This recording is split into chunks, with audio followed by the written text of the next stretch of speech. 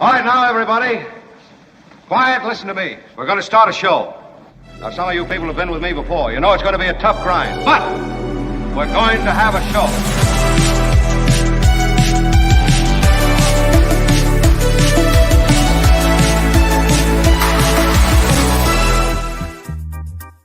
Hey, good morning, everybody. Kim McAllister in for Mark Thompson. How are you, Tony? Doing okay, Yeah, I guess. There you are. It is a Monday. They kind of have that Monday attitude to you. But here we go again. And I'm actually excited to be here this week for Mark Thompson. Of course, he's still sailing the ocean blue on his vacation, which is not really a vacation because we talked he was texting me earlier. I'm like, he's like, here's this. I'm telling you, guy does not know how to relax. But I am grateful for his help because he's put in another great interview. Today we'll talk to the man who is considered widely in Los Angeles to be the very first COVID patient they had there. And when he got COVID, what he had to go through to get help, to get treatment is unbelievable. So we will talk about that. We will talk with Karen Dawn, we'll get some animal news, and we have Spencer Christian on the show. You know, I don't know, did it storm last night where you live, Tony? No, here in the North Bay. I think it's coming. I think it's coming later tonight. So. It was pelting. Like, it was one of those moments where the rain was just coming down so hard. And I thought, we're finally getting some of the rain. Because last year, we got inundated. Oh, right? Last year was just perpetual rain last year. So and I've kind of been waiting for it. And I thought, are we going to head back into drought? Like, what's happening? So we'll talk to Spencer Christian about all of these things. He looks very snazzy this morning as well. I also want to talk to you, and I won't make Spencer wait, but I want to talk to you about Trump over the weekend. They say he went full Hitler, and I hate to compare anybody to Hitler because like that should be the standalone for the worst of the worst, right? But he started to use this language that is very indicative of the worst time in what many consider to be the worst time in the world history. I'm sure there are many times before our recollection, but in modern times, the worst of the worst. And so now here's Trump bringing back these words like vermin and poisoning the blood, and we'll talk a little bit about that. Also, we'll talk about how they've stopped trains at the border with the United States and Mexico because of the migrant crisis. So we'll get into that a little bit. Got a great stories from the sky ahead as well. But first, let's bring in Spencer Christian to talk a little bit about the weather and some other things as well. Spencer Christian, hello. Hey, Kim, and the T-Man, Tony as well. Absolutely. You look very snazzy today. Well, you know, I normally don't get all dressed up like this to go on your show. No disrespect to your show, but I like being casual. Okay. We're casual on the Mark Thompson show. But I'm going to dress like this when I go on the air later. At ABC 7. So I figured, you know what, I might as well do it now. So when I get to work, I'm just ready to go. You're ready to rock and roll. Well, you look very nice, and you're ready to tell the Bay Area about all the storms. I was just mentioning to Tony, we had the big storm overnight on the North Bay. I don't know if it was all around the Bay Area or what. It was pretty much all around the Bay Area. I was driving home after the late news last night. It was between 12 and 12, between midnight and 12:30 when I was driving home on across the Bay Bridge and taking 580 east out to where I live in Central Valley. And there was so much puddling on the roadways. I mean, where you normally see people driving 80 miles an hour, people were driving like 40, 35 and 40. Yeah. It was that bad. And, you know, you could drive into one of these little pools or puddles, and all of a sudden it felt like you were losing control. So yeah, it rained heavily last night all across the Bay Area. We expected not much of a break this morning. We were, when I say we, I mean all of us who do the forecast, we're thinking maybe the heavy rain this morning would last until about like 8 or 9, and then maybe we break between 9 and about noon before the next wave of rain comes through. But the heavy rain ended earlier than that, and over here where I am right now, Castro Valley, we've got sunshine, but we do expect more rain this afternoon into the evening commute, more tomorrow and Wednesday. So it's going to be a pretty good soaking this week. So is this the beginning of it, and then we just see like a stream of steady storms lined up behind each other? Because that's what it felt like last year. And that's exactly what it was last year. Yeah. Yeah, it was a series of storms lined up there. The atmospheric river, we called it, which is Right. a pretty good way of describing it. Right now, though, Kim, it looks like this is different from last year in that we Mm, expect these 3 days of rain ending late Wednesday or maybe early Thursday. By the way, Thursday is first day of winter, and yeah. then we expect a dry weekend, but kind of cold. Like by Bay Area standards. I mean, Right. daytime temperatures not getting above like 56 or 58 degrees Oh, for a wow. few days. But it does look dry Friday, Saturday, Sunday into early next week. But when we look beyond that, it's hard to forecast reliably Mm, beyond 10 days. We could get a nice 4 day break here, and all of a sudden, boom, hit with something like the pattern we had last year, yeah. or this could be a whole different kind of season. Rain 3 days, 4 days of dry, rain 3 days and 4 days of dry. That's what we would hope for, because Yeah. then we avoid the risk of flooding and mudsliding and all that.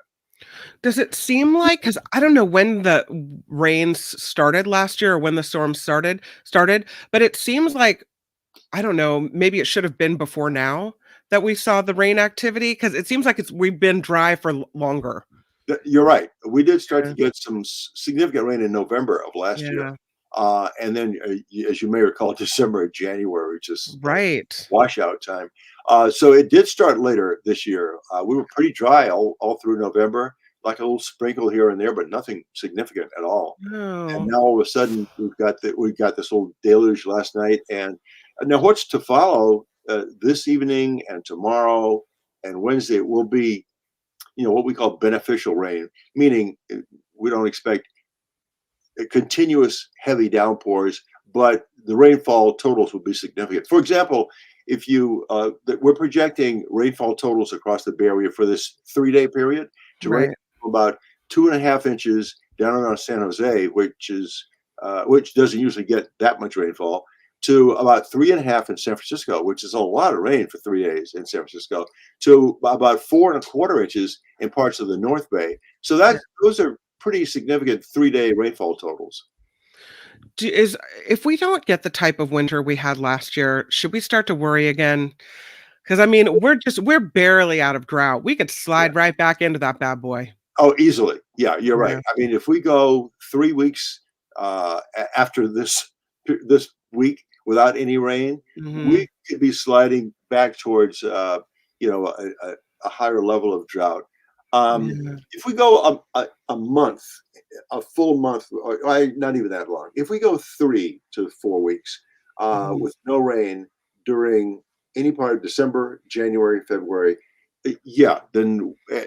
as the spring comes on, we could be looking at a more severe level of drought. Yeah. And it's really hard to say, looking at a whole season with Yeah. any kind of accuracy, what to expect. Yeah. But based on what we've been observing with the pattern up in the Gulf of Alaska, where many of our storms come from, based on what we've been observing with the ocean currents and the warmer than average sea surface temperatures, Mhm. which we call El Nino, based on all of that, my long-term guess is that it's going to be a rainy winter, with plenty of Oh, rainfall. Yeah, okay. not the washout that we had last year, but I Sure. think it'll be a rainier than average season. Yeah. Well, I'm kind of focused on the Bay Area because it's where we're both located, but I guess in Southern California, they're gonna get hit as well with some Yeah, storms activity. that's true. The storm that's been spinning off our coast here for the last couple of days Mhm. and is bringing us our current rainfall is going to push southward. It's moving slowly southward now, but it won't move away from the Bay Area till probably late Wednesday.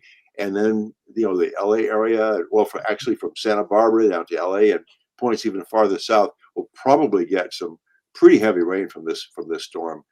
Talking Thursday, Friday, Saturday, somewhere in that range. And what are we looking like in the Sierra?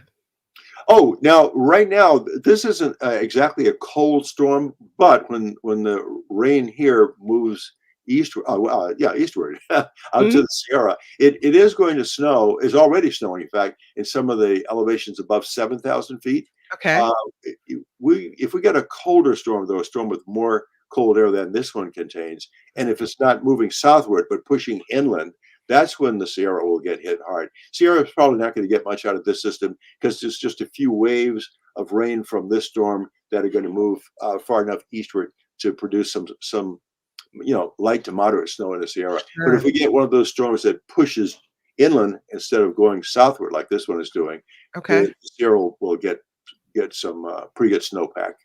All right. Well, I was thinking about you recently when Rosalynn Carter passed away. And I know that you're a friend of the Carters. You have emceed birthday parties for them and you have a nice relationship with them. And so I'm sure that really affected you when she had passed. And so I wanted to see, and I heard that you did some work for ABC about that as well. Yeah, I did. Some of the senior producers at ABC News contacted me long ago when President Carter first went into hospice care because they were preparing for his eventual passing. And he was expected to pass before Mrs. Carter, but as it turns out, Rosalynn went first. She had dementia, as you know, and apparently her condition deteriorated more rapidly than his condition. So, but yeah, I really did feel it, like deep down in my soul, because it's not like I'm so close to them that I visit their home and call them on holidays and stuff like that. But I spent a lot of time in their company for those special occasions, like you mentioned, his 75th birthday celebration, his 95th birthday celebration, her 92nd celebration. I've spent time with them on work they've done for Habitat for Humanity, not just doing interviews with them, but staying the full day through the workday as we built those houses.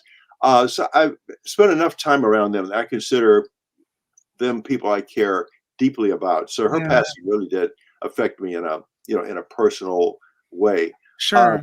She was a remarkable woman in so many ways. I shouldn't even genderize it. A remarkable person. She was, but since we're talking gender, she was the first lady to actually have an office over in the East Wing and to sit in on cabinet meetings.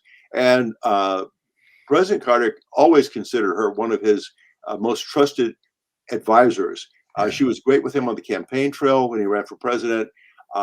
She provided great insight to, policy matters.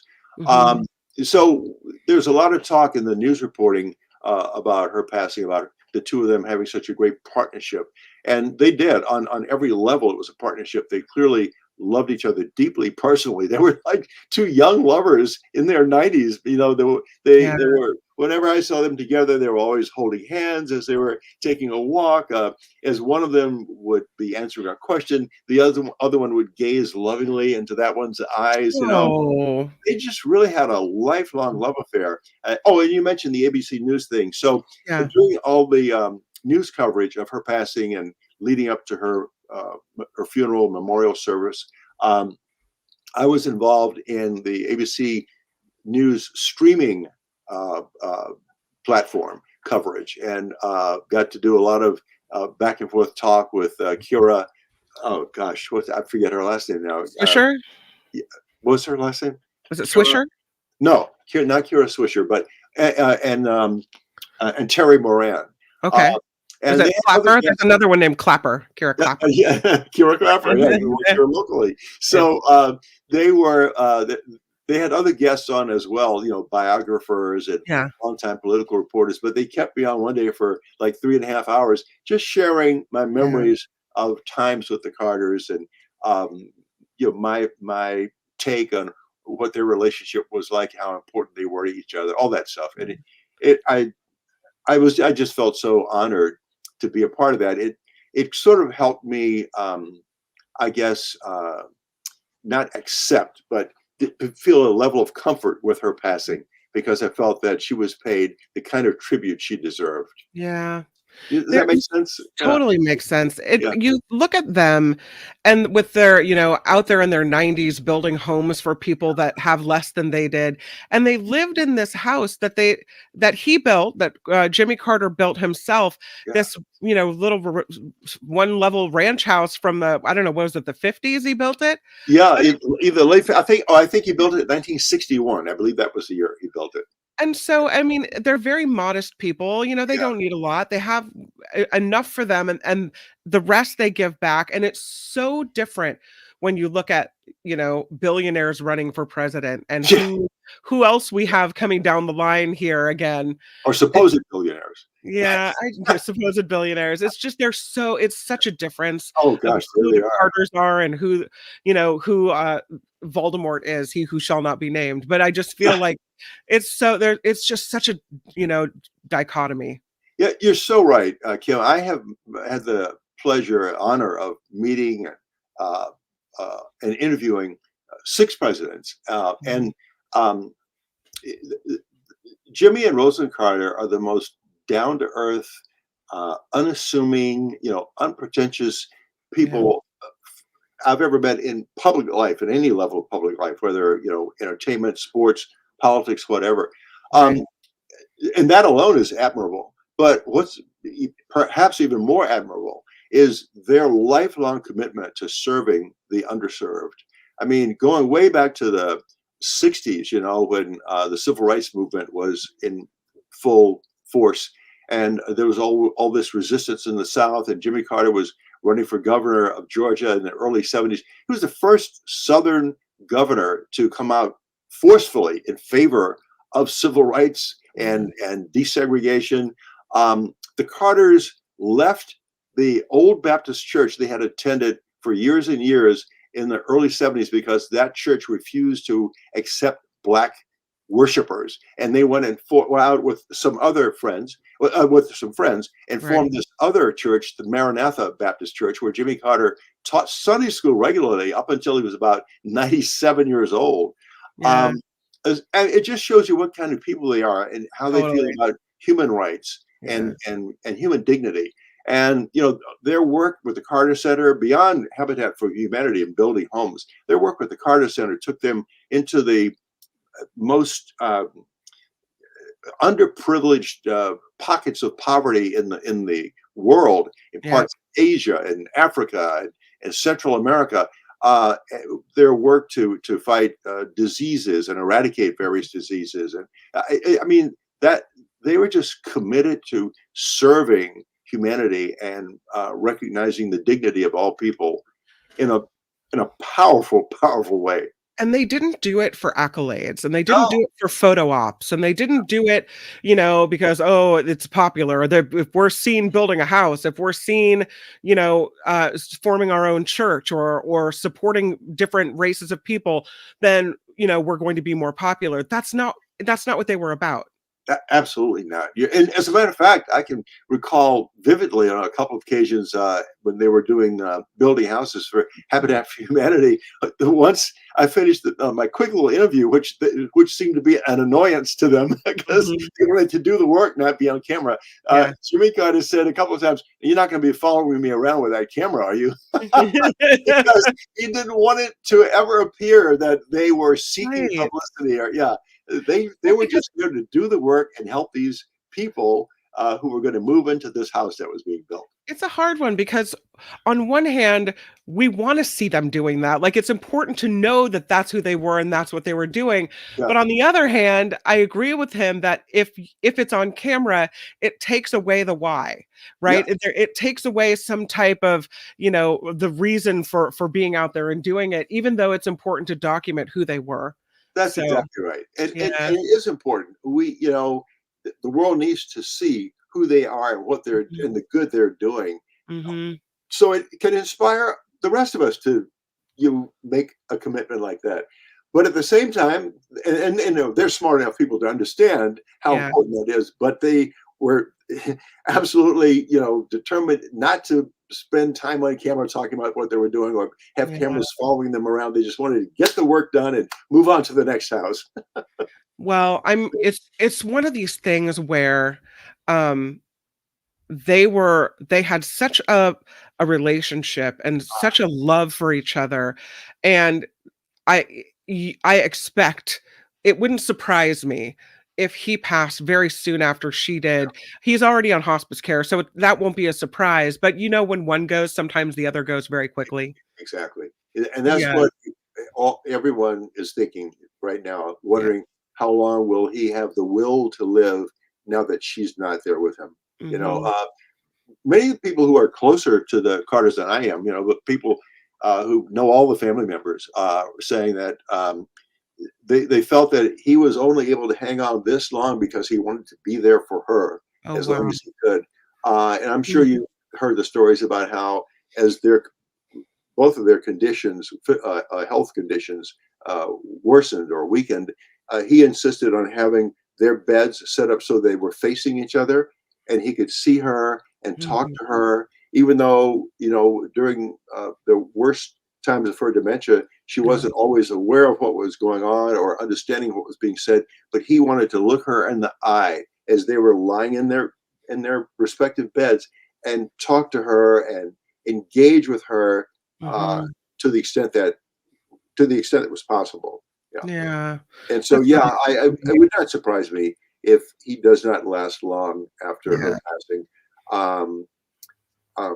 Just, you know, they're just such wonderful people. Yeah. I wish we had 2 hours to talk about them. Me too.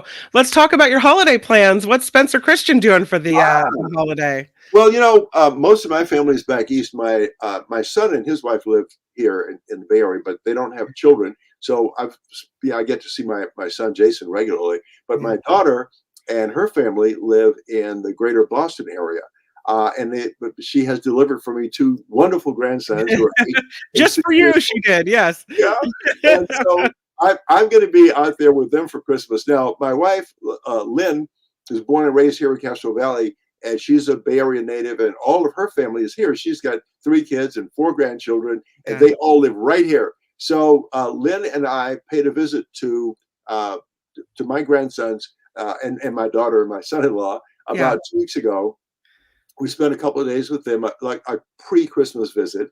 Right. Because the boys love Lynn too. And then Lynn and I all went down to New York after that and spent 3 days in New York celebrating our anniversary, which was a couple of weeks ago. Oh, happy anniversary. Thank you. Number 16. So Wow. when Christmas comes, or even before Christmas, actually later this week, I'm flying out to Massachusetts to be with the grandsons. And Lynn and her family will all be right here celebrating together as well. So she'll have a house full of family members celebrating Christmas with her, and I'll be out there with them, and then I'll come back a couple of days after Christmas, and Lynn and I will celebrate the New Year together. Awesome. You know what I love? I mean, I love a lot of things about you, but I love that you realize that you don't live next to your grandchildren, and so you make the effort to go see them often, which, you know, kind of gives them a relationship that maybe my grandpa lives in lives in California across the country, but we are closer to him because he seems like he's always here. Yeah. And I'm pretty sure, if I may speak for them, that's how Jessica, my daughter, and my son-in-law Josh, and Noah and Zach, the grandsons, feel. I'm there so often that they feel like I'm there. I fly out there about 6 times a year. That's so cool. If more than a month goes by between visits, then we'll do FaceTime or a Zoom thing or whatever. So we are constantly, in touch with each other and engaged with each other, which is how families should be, right? Yeah, I think so. Yeah. Well, When my kids were, before I had grandchildren, I thought I could never love any human beings more profoundly than I loved my kids. Now I've got the grandchildren, and it's the same thing all over again. I am just deeply and hopelessly in love with them. That's the sweetest thing. So I don't know if you know this, but I live next door to my mom. Oh. And so I have a 9-year-old and a 14-year-old, and for the whole lives, they've been able to just run right back and forth, right? So they can see their grandmother whenever they want to, which has been really cool. That's not the case with my husband's family who lives in Michigan.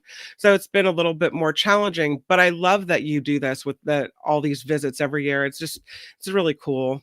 Well, And love will make you do crazy things. Speaking of family, you are part of the Mark Thompson Show family. Yes.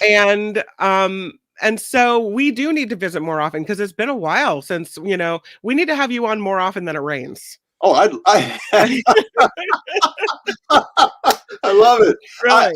I would love to be on more often. I think you guys know how much I love all of you, and I love being on this show. So it doesn't have to be about rain. Please Awesome. have me on anytime. I actually have other things I can talk about, as you well know. Look at that. Well, I adore you. We adore you here on the Mark Thompson Show. Thank you for stopping by. Happy holidays, and our best to all the folks at ABC7. We'll be watching you on TV later today. Okay, thanks, Kevin. Same to you. Merry Christmas. Have a joyous holiday season to you and Mark and Tony and Albert and everybody. Yes. Yeah. All right. Thanks for joining us, Spencer Christian. Bye. Okay. See you, Kim. Love Bye. you. Bye. Love you too. Bye. Oh, what a wonderful visit from Spencer Christian. I so enjoy when he stops by the show. Honestly do. Yep, getting some Spencer Christian love in the chat. Absolutely. He's awesome. And we're going to get that rain. So, and hopefully he's right. I love that he gave us the prediction to that we're going to have more storms and that we're going to have another wet winter. So that's good. Well, let's jump into a little bit of politics before we get to the news, because I wanted to talk about this, and I think we might have video of this whole kind of Trump going full Hitler. The Biden administration is accusing Trump of taking a page from Hitler when he started talking over the weekend about the poisoning of our nation's blood. And he was focusing on immigrants, and not just immigrants from South America or south of our border, but immigrants from all different countries and races. And it just sounded like a bit of ugly history when he did this. So we'll play some of this video for you, Tony, if you can find it. Also, though, recently he used the word vermin, which is another Hitlarian word to use. The whole thing, you have to think that he's doing it on purpose, right? That he knows it's a calculated move. And if it doesn't raise red flags, if it doesn't scare you, if it doesn't make you think, whoa, wait a minute, this is what happens. This is how people like this rise to the top. They play on our fears. They push down other people. I'm one of these people that is very careful to compare anyone to Hitler. I realize that, you first lay the foundation and then the violence comes later. I get that. But I do think there's a difference between talking about the media in derogatory fashion, which I think is irresponsible in a democracy that relies on media, versus walking into a newsroom and shooting a reporter because you don't like what they say. Huge difference, right? Huge difference in killing people. So I've been very careful about going there because I don't want to take any of the horribleness away from Hitler. Like, I don't want to diminish that in any way by comparing anyone to this awfulness. But as we creep forward and as these words come out of Trump's mouth, I think we all need to take a pause and think to ourselves, if there is even a chance or an inkling of a thought that we have that this person could be this way, don't we? I mean, we have a duty to talk to our friends and Trumpian people that, some people are, I guess, beyond saving or helping, right? Have drunk so much Kool-Aid that they're never going to think anything else. But for people that are on the fence or people that don't understand, I hope that we all talk to them because we have to save the country from this. Let's play the video, Tony. Poisoning the blood of our country. That's what they've done. They poison mental institutions and prisons all over the world, not just in South America, not just the 3 or 4 countries that we think about, but all over the world. They're coming into our country from Africa, from Asia, all over the world. They're pouring into our country. Essie, let me start with you. Your reaction to Trump. No, we can get rid of that part, but that's what he said. It was kind of clipped a little bit at the beginning, but he said they're poisoning the blood of our country. If that doesn't give you, have your back straightened, your spine straightened for a moment and go, whoa, wait a minute, then, I don't know what will. On the heels of the whole vermin comment, President Joe Biden's re-election campaign is saying the language parrots that of Adolf Hitler. They are looking at passages in Mein Kampf, which is, of course, Hitler's book, where he called for racial purity and said German blood was being poisoned by Jews. Trump use this line previously in a different interview for a conservative news outlet, but that he's trotting it out for a big time rally like this, it kind of shows that he's bringing it into his whole, the things he always spouts off, his routine that he does at every rally. I just feel like this whole Nazi rhetoric thing, he's doing it on purpose. He knows what he's doing. This language stirs people up. And at a time when we already have a lot of anti-Semitism, and I know that some people will feel like, well, this has to do with the war in the Middle East right now. I feel like there is no reason to bring hate against a group of people for who they are ever. And certainly when you're talking about that language stirs up the anti-Semites, but also when you're talking about immigration, right? And then you start saying they're poisoning the blood. And so now you have people coming to our country for whatever reason, in whatever way, and you're going to stir up a pot of trouble against them as well, as if they didn't face enough discrimination, enough trouble. It's ugliness. Speaking of immigration, the trains are stopped at the border.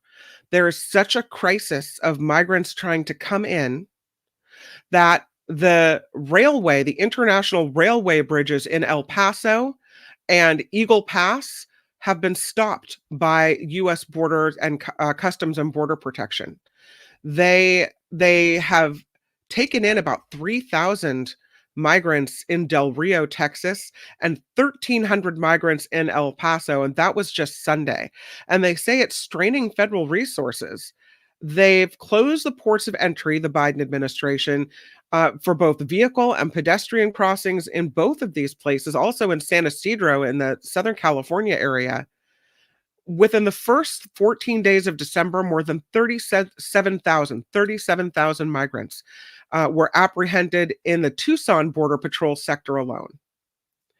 The Border Protection is saying the surge of migrants is being driven by misinformation orchestrated by transnational criminal organizations and cartels. So, it's a huge, huge problem. So now, because they know that a lot of people are getting in on these trains and foot and traffic, they're closing down all these places. And now you have this crisis. Look at the little kids and the babies. Something has to be done. This is a scary time for us and for these people. I heard, it's interesting, I was watching a news program over the weekend and I heard Lindsey Graham being interviewed about Trump's words and about the migrant crisis. And he said, listen, words don't matter, actions matter. And so if we have this border crisis and Republicans feel like nothing is being done by the Biden administration, then he said, I'll take Trump and his words because I know that when he was in charge, our borders were safe and protected and terrorists weren't slipping through. And so I guess the question is, do you think President Biden and his administration are really doing nothing at the border? Is that true? And do words matter? Because I think words really do matter. I think especially when you have a platform and a national stage like that, words absolutely matter. Of the utmost importance. You're setting the table for, who you are and what people think. You're influencing them in a big way. I don't know. People will say, well, I'll vote for Trump even though I don't like him because I like his policies and what he'll do. I think we saw that the first time. That's not enough. If you like someone's policies, you need to be concerned of who the person is. Anyway, let's see what they're saying in the chat about all this. Yeah. Lindsey Graham is an old school racist bigot. Truth. Yes, indeed. Donald the Maine Coon says the terrorists here are now mainly angry white guys. As domestic terrorism, that's true. There's been a lot of that. Karen writes, so why are all these people immigrating? For the most part, it's because they're fleeing horrible, dangerous, deadly conditions in their country of origin. And that's something the Biden administration, I feel, is addressing. Going to all these different countries and figuring out how they can help in those countries so that people don't want to leave their home. Yeah. Andrew Peters is saying that Biden has done nothing. I don't think that's true. I don't think that's true at all. I mean, could it be better? Does something else need to be done? Yes. I don't think he's done nothing. Elliot writes, we can and should have a debate about the border. There's no reason to be unkind. 100%. And I don't think that calling people that are trying to come to this country poison, saying they're poisoning the blood of this country, is what you need to say. Do it with kindness, right? Yeah, Andrew Peters, no. Not liking Biden, says Biden has created a disaster on the border. Disagree. I disagree. Yeah. Donald says, I haven't heard of any terrorists coming across the border. I think there are some. I think they have found some people that are on terrorist watch lists, not to the degree that the conservatives would have you believe, but yes, it's true. Queen Danny says, if Biden was doing nothing, we would all be dead by now. Yeah. And Gordon reminds us the founders were immigrants. All true. Meanwhile, back at the Capitol, there's some sexy times going on. This Senate staffer accused of filming a sex tape in a hearing room. Oh my! Now, the rub, if you will, on this is that it was gay sex being filmed. But I don't think it matters what kind of sex it was. You don't go into one of the hearing rooms in the state capitol and do this.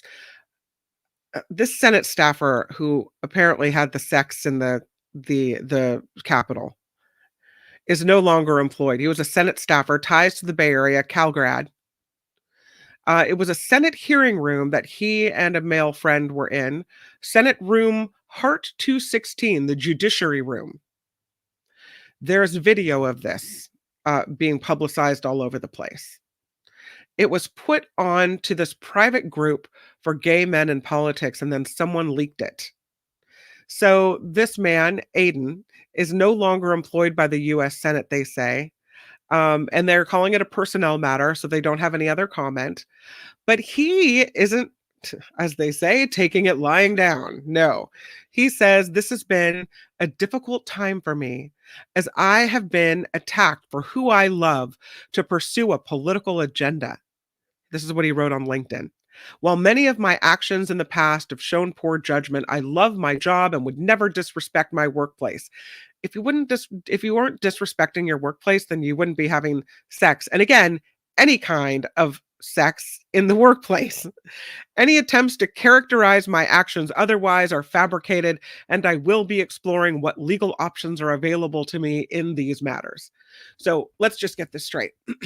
You're found having sex in the Senate hearing room where important business of the United States happens, and you film it and you get caught, but you're going to sue?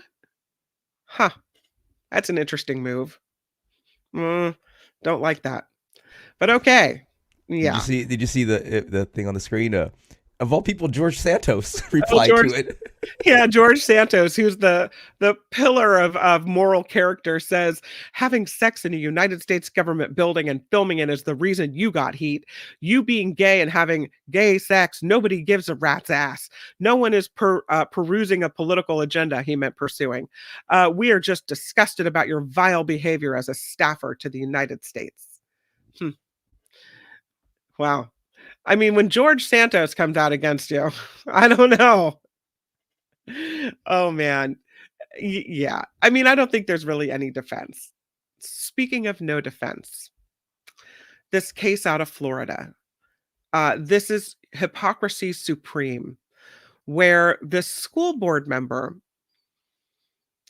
and co-founder, one of the co-founders of the Moms of Liberty group. This is the group that tries to ban books that are, there's a trans book in the library.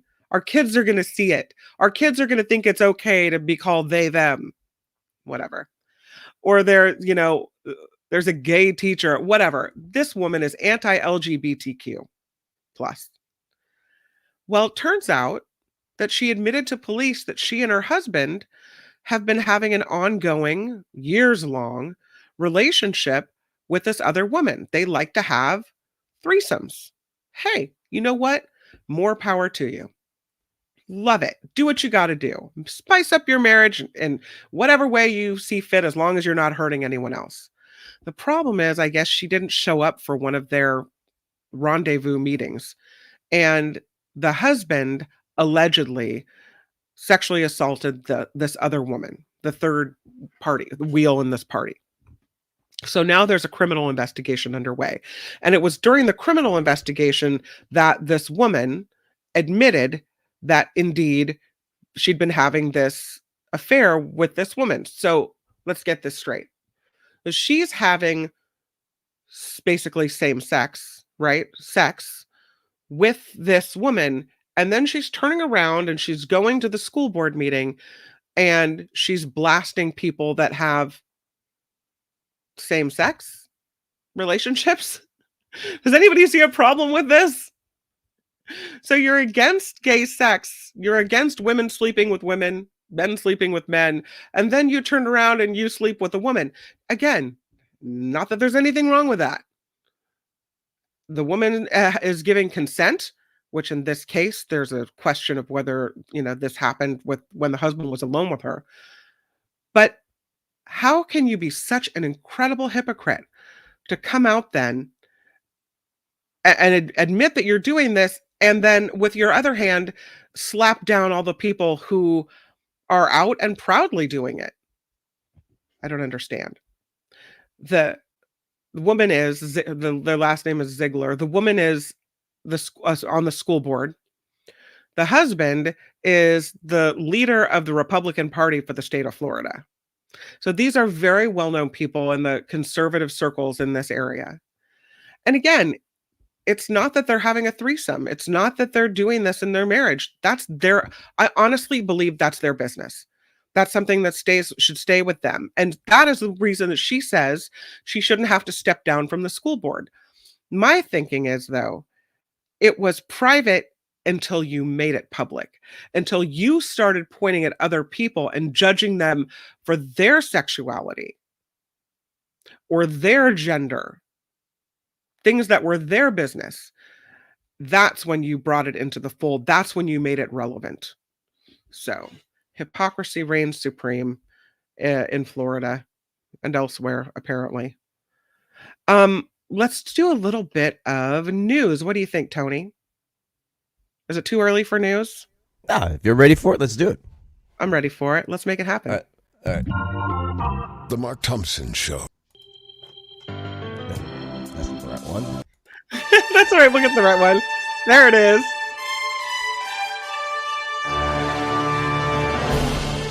On the Mark Thompson Show, I'm Kim McAllister, and this report is sponsored by Tenuta Vineyards in Livermore. Israel is under growing pressure to restart negotiations aimed at a humanitarian pause in its war with Hamas.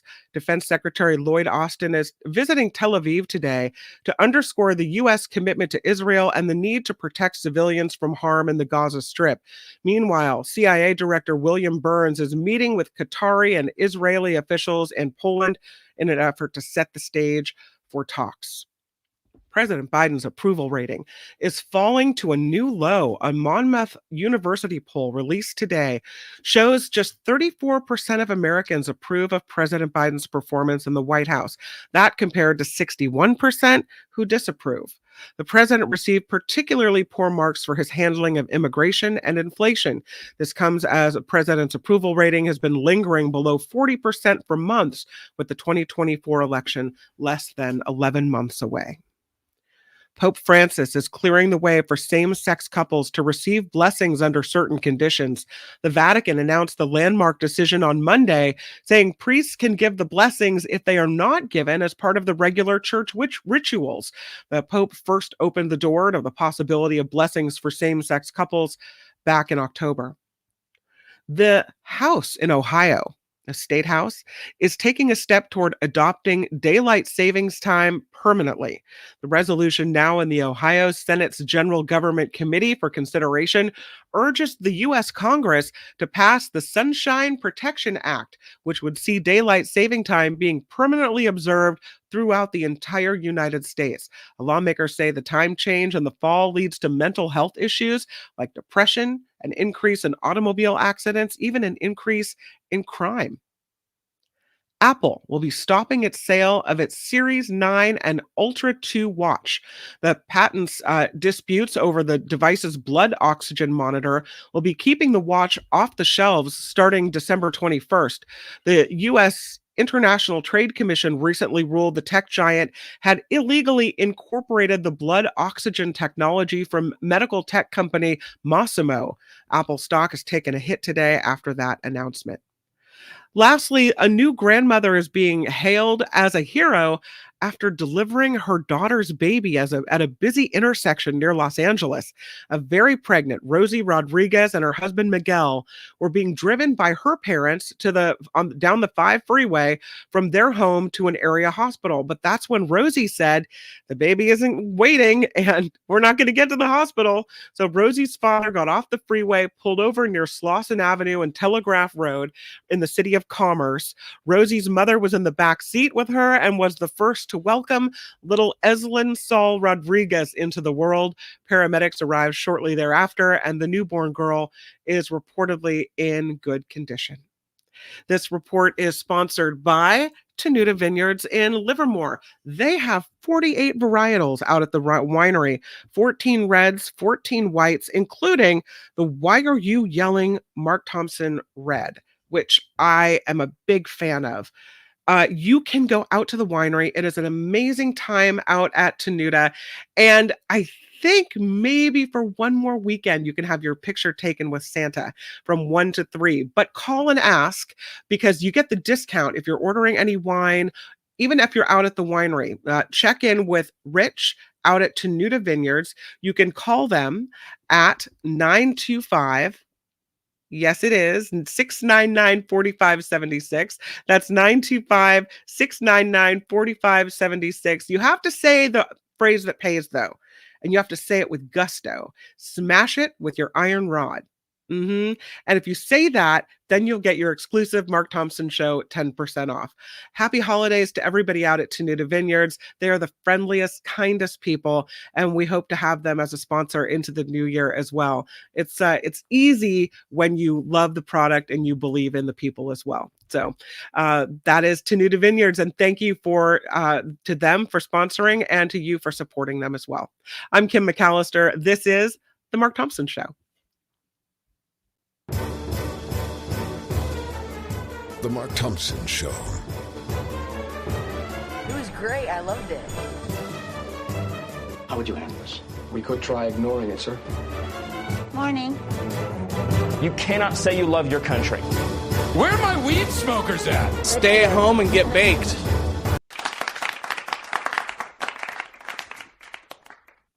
All right, Tony, what do you say we do a story from the sky? Sounds good.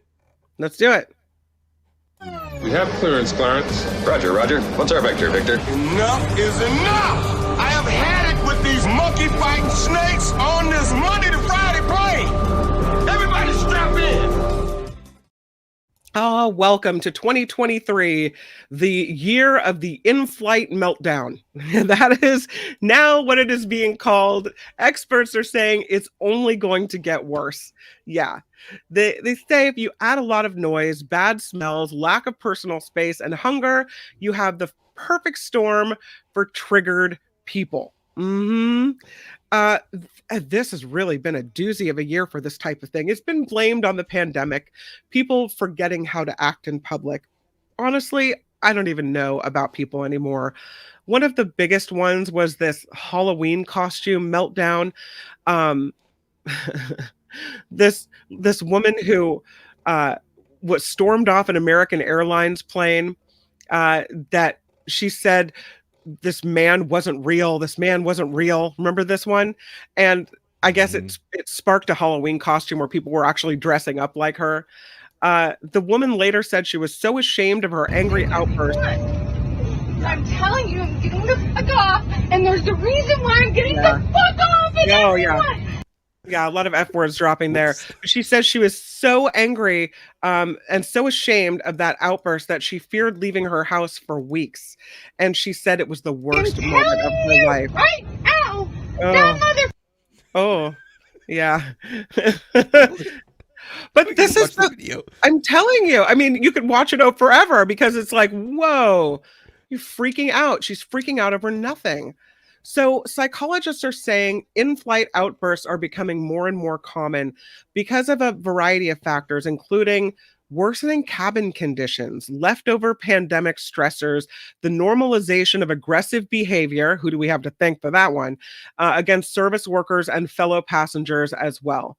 But we've seen all of these things happen. Remember the lady who had the put her seat back and got in a fight with the man about, I'm allowed to put my seat back. And it was just one of these things where normally you would ask the person, hey, I'm going to put my seat back a couple inches, or, you don't just flick it back and let it fly into the person behind you. Or maybe you put it back a couple inches really slowly to be really polite in case they have something going on back there and their tray table is down, whatever. Instead of doubling down and getting into a, knockdown, drag out fight over everything. Yeah, horrible. But this article goes on and on with example after example of all of this in-flight meltdowns. I don't know, Tony, have you seen one? Have you been flying aboard a plane and you've seen someone lose it like this? I've been lucky. No. No, me neither. I kind of wish I would. I don't know. It's a little scary. But yeah, we see videos of this happening over and over and over again. You may have heard that Southwest is getting hit by a big, big fine. Remember the holiday season of last year where their equipment had a meltdown? It was an equipment meltdown this time, and it stranded a lot of people. It's a 10-day long holiday meltdown. 2 million travelers affected by this. They had the cancellation of about 17,000 flights, half of the Southwest flight schedule, and it happened during the very busy holiday period. So they're being fined, as of today, $140 million. Wow. The Department of Transportation says this fine is because of numerous violations of consumer protection laws during and after the operational failures. And that includes not communicating with passengers, failing to provide adequate customer service, and not refunding passengers quickly enough. I think it sounds like a crazy large settlement, but Southwest says that they are pleased to reach the settlement with the Department of Transportation, and now they're committed to delivering the highest quality of customer service. The agreement includes a new industry-leading policy to compensate customers during significant delays and cancellations. This, by the way, this fine, 140 mil, is on top of the $600 million in refunds and reimbursements to passengers because of this thing. Their whole computer meltdown cost them about $1.2 billion in total. Wild. Here's another wild story. This man with no passport, no visa, and no ticket arrived at LAX on an international flight.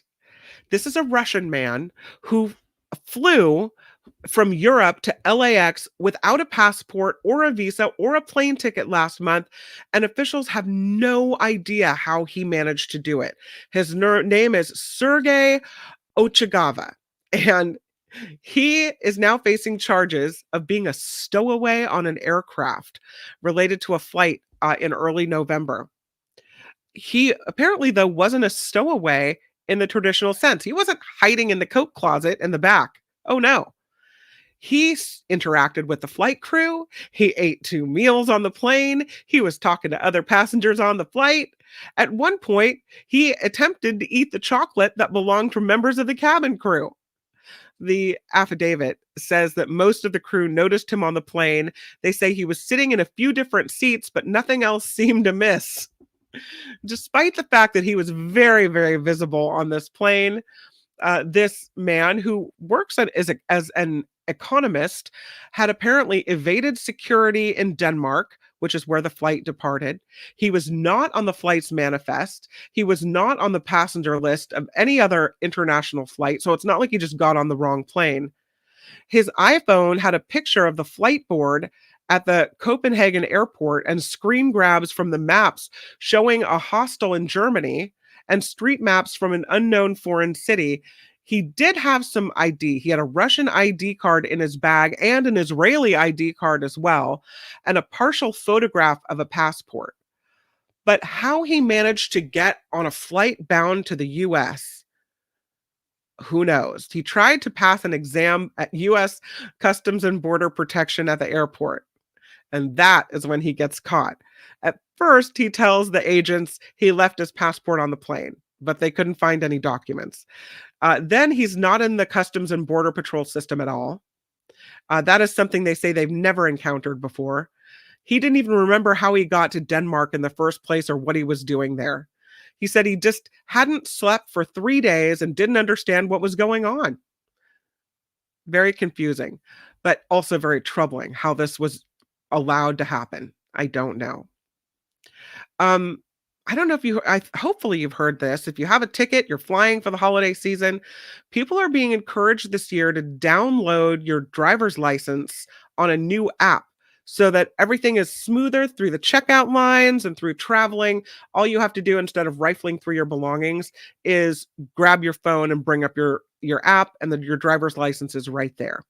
So the TSA, because they're bracing for so many people to go through airports, they would like people to download this app, especially if you have a California driver's license. They want you to download the California DMV wallet, download your mobile ID at select checkpoints at SFO, SJC, and LAX. They say you can now use your mobile ID for identity verification instead of your physical driver's license. So maybe that'll make lines go a little faster. Who knows? Not sure. I don't know. Here's another story about no boarding pass and a man able to board the wrong flight. This happened at SFO, and they say it happens more than you would actually think. This man boarded a United flight at SFO earlier this month, headed to Florida. And it wasn't until he got into his seat that the airline discovered his boarding pass was for an entirely different international flight. What? The man's boarding pass was reportedly for a flight to Mexico, but he managed to bypass United's gate and make it onto Flight 221 to Orlando. The man was removed from the flight. Apparently, he missed his international flight. Was it a mistake? Maybe. Who knows? But it highlights an error in commercial aviation where travelers are capable of bypassing gate agents to get on a plane without proper documentation. So I always thought there was somebody standing there right at the entrance to the gateway checking your ticket to make sure that and your license one last time to verify that you are indeed supposed to be on the plane, which you're walking down the gangplank to get on. No. Yeah, I don't know how this happens, how people manage to get onto these planes, but he did it. He was taken off that plane. Here's a crazy story about an anti-aircraft ammunition found in a bag inside of a thermos. This situation evacuated the luggage room of a Hawaiian airport. It happened on December 8th in Honolulu, where an X-ray tech alerted officers of a potential security threat during a routine baggage screening. TSA officers said an agency explosive specialist reviewed the footage and then contacted airport law enforcement. They found a 50 caliber round of anti-aircraft ammunition inside of that thermos. Looks like one of those standard Stanley thermoses. The state of Hawaii Sheriff's Division, the Honolulu Police Department Bomb Squad, the U.S. Air Force Explosive Ordnance Disposal Team, all responding, choosing to evacuate the luggage room out of an abundance of caution. So they removed this item, and then airport operations returned to normal about 2 hours later. It's scary what people are able to get through. I'm glad this was found, but TSA says they've found more than 1,800 firearms at the airport checkpoints across the country in the third quarter of 2023 alone. 1,800 firearms people trying to bring through and luggage and whatnot. Man. Kip? What? I'm just saying, well, there's the bullet, but the bullet has no shell, no casing, so it can't be fired. It's just, I don't know. Why it's would literally a chunk of metal. Why would you put something like that? Well, that's just dumb anyway. Right? But in all reality, that's just a big chunk of metal. Is it? I mean, is there any possible residue? No, the rest of the casing would be about that big behind it to propel it. Well, I'm glad you know how it works. That's Tony, just the bullet part. I would see that thing and I would wig out. Oh, it's still dumb. Yeah. Beyond stupid. I'm just saying, you can't shoot it. But why have something that's, part of an explosive device, even if it's not coming from Hawaii, right? Yeah. He probably found it in one of the pillboxes out there and was going to take it home. That's what I'm guessing. Oh, man. Old World War II stuff, I'm guessing. And thought maybe that the metal of the thermos would mean that you couldn't see through. Yeah. Bunch of boneheads. But that's what I think. I think it was someone trying to take home a souvenir, you idiot. Yeah. Idiot getting charged with whatever now. Man. Let's move to Canada, where we have this wheelchair passenger who says he had to drag himself off of an Air Canada plane. Most of the time, people that are disabled, they get some help, right? A little helping hand on getting on and off the plane. This man, his name is Rodney Hodgins, traveled in August. He said his flight was so traumatic that it ruined the rest of his trip. He's a wheelchair user. He said he had to drag himself along the aisle, helped by his wife, when the mobility assistance staff from the airport didn't turn up to assist him. He says the Air Canada staff instructed him to disembark on foot, despite the fact he can't walk. So that they needed to turn the plane around. They said, you got to get off. He has spastic cerebral palsy. He can support his own weight, but he can't move his legs. So he and his wife were flying from Prince George in British Columbia to Vancouver, and then from Vancouver to Las Vegas. It was their first wedding anniversary. So it was a really special occasion for them. They had been married in Las Vegas, so they were going to enjoy, without a wedding this time and any stress, the city. They booked 6 days at a suite. He planned this whole trip. They say the narrow aisles on this commercial passenger aircraft cannot accommodate wheelchairs on board. So users are asked to leave their chair at the door, and then the passenger transfers into their seat with an aisle chair, which is very narrow and uncomfortable, but they assist you usually. And upon landing, then the reverse happens. Because of his condition, he usually needs 2 or 3 members of mobility assistance staff to help him in the aisle. The couple say that they informed Air Canada of the requirements when they booked this flight, but the first flight went according to plan. When the second one landed, no one turned up to help him off that plane for 20 minutes. He said, when we landed in Las Vegas, we were so happy. It's warm, it's beautiful, but then reality hit. And 20 minutes after landing, they were in row 12, watching the power chair being removed from the hold and brought up to the jet bridge. A male flight attendant walked over and asked them to walk to the front of the plane because they needed to prepare for the next flight. They said, are you kidding?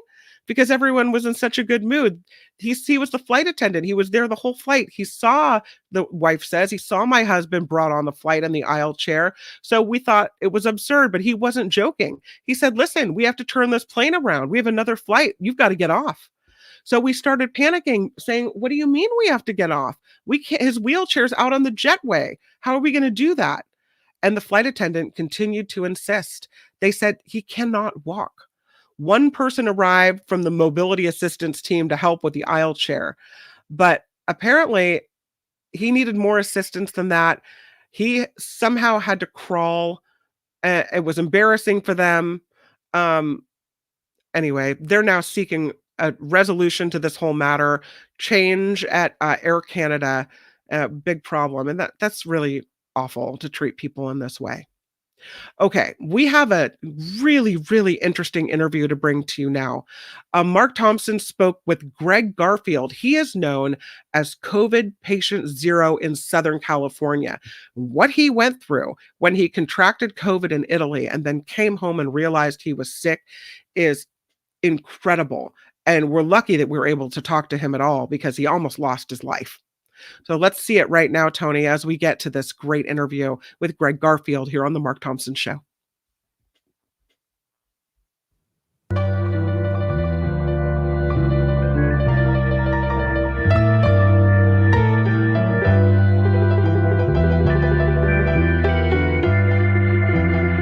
Do you feel it? It's The Mark Thompson Show.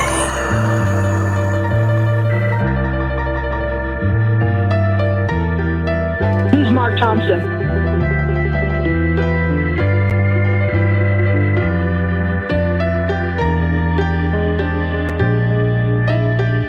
Joe Box and Little Anthony. I'm not gonna cry! I'm not gonna cry!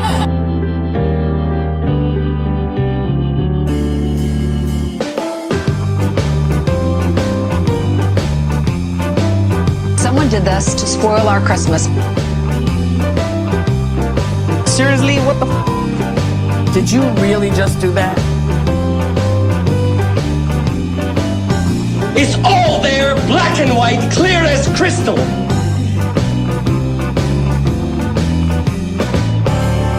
Can you let him finish, sir?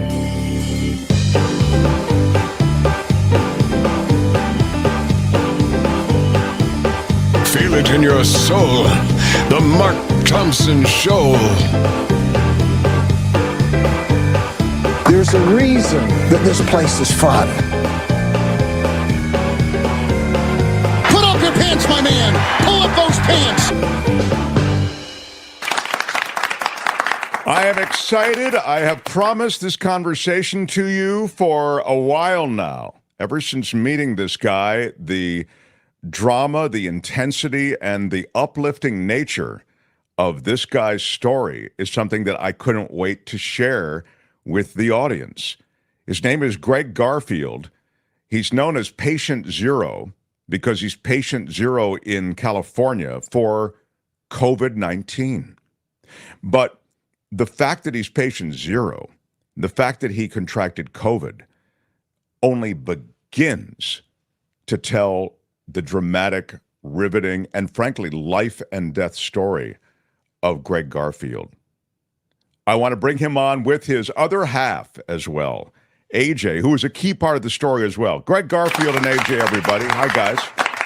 How are you? Hi. I am astounded that you're alive, my friend. I mean, I've read now your story after having met you in person. You went from a ski trip in the Dolomites to a return trip to this country with your ski buddies, and then before you know it, you're in the hospital on a ventilator. You ultimately lose fingers and toes, and that's the jetliner view. Now, I want to get into exactly what happened. Let's start with this trip. You're taking, this is a trip in Italy. Were you aware that there was this pandemic going on in Italy at the time of your Italian ski trip? So it was a little bit rumored that COVID was going around in China. We didn't really understand where it was outside of China. When we had just arrived, I get a call from AJ, and she said, "Are you aware of this thing called the coronavirus?" And I'm like, all right, it's not something that's so tragic to us because we didn't know anything about it. We're athletes, we're outdoors. We weren't around a ton of people. So we said, we'll be careful and kind of just get through the whole thing. I'm not too worried about it.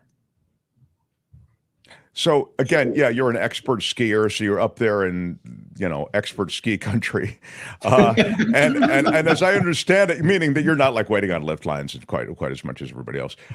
My question to you is about when you started to contract symptoms. When did that happen? So about 3 days into skiing, a bunch of us started getting flu-like symptoms, and we were all actually joking about it, and kind of teasing each other at happy hour. Oh, if this is COVID, no big deal, blah, blah, blah. And I started getting progressively worse myself. And after 3 days of skiing, I laid up in my room with, 101-degree fever. And 3 of our friends left a little bit early that were from Sweden. One of them checked into the hospital when he got home and was sent home with the flu. So he called us and said, "Hey, we've got the flu, good news." So we just said, "Hey, it's no big deal." And, we just went through our days, and on our way back to LA, we were leaving through Munich. And the night before we were leaving, one of our friends checked into the hospital with double pneumonia. And I woke up I didn't know that till I woke up in the morning, and, our drivers were picking us up to go to the airport. Come to find out, our friend Peter was at the hospital, was missing our flight. So we got on the plane flying back to LA. 3/4 of the way through the flight, we ended up getting a text message from Peter and said he tested positive for COVID.